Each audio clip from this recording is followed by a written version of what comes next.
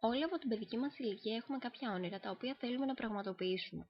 Το δικό μου όνειρο ήταν πάντα να ασκήσω το επάγγελμα της νηπιαγωγού. Γιατί πρωταρχικός παράγοντας αποτέλεσε ο κατά 5 χρόνια μικρότερος αδερφός μου, με τον οποίο έχω μια ιδιαίτερη σχέση, η οποία βασίζεται στον αλληλοσεβασμό και την ανιδιοτελή αγάπη.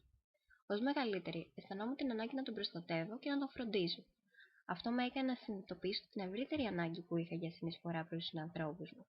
Γι' αυτό το λόγο, σε συνδυασμό με την αδυναμία μου στα παιδιά, λόγω της αγνότητάς τους και της καλοσύνης τους, αποφάσισα ότι το μοναδικό επάγγελμα που θα μου άρεσε να ακολουθήσω είναι αυτό της νηπιαγωγού.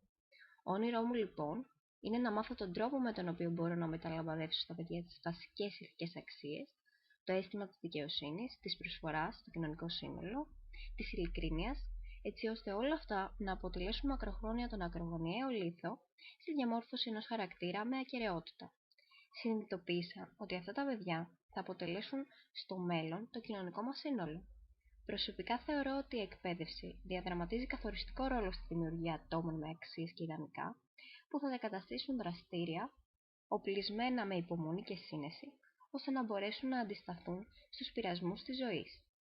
Θέλω να αποτελέσω μέρος αυτού του συστήματος, ώστε να έχω την ευκαιρία να συνεισφέρω κι εγώ με τον δικό μου τρόπο σε αυτό το δύσκολο έργο. Πιο συγκεκριμένα, θα ήθελα να μάθω τον τρόπο με τον οποίο μπορώ να βοηθήσω στην ανάπτυξη των νηπίων.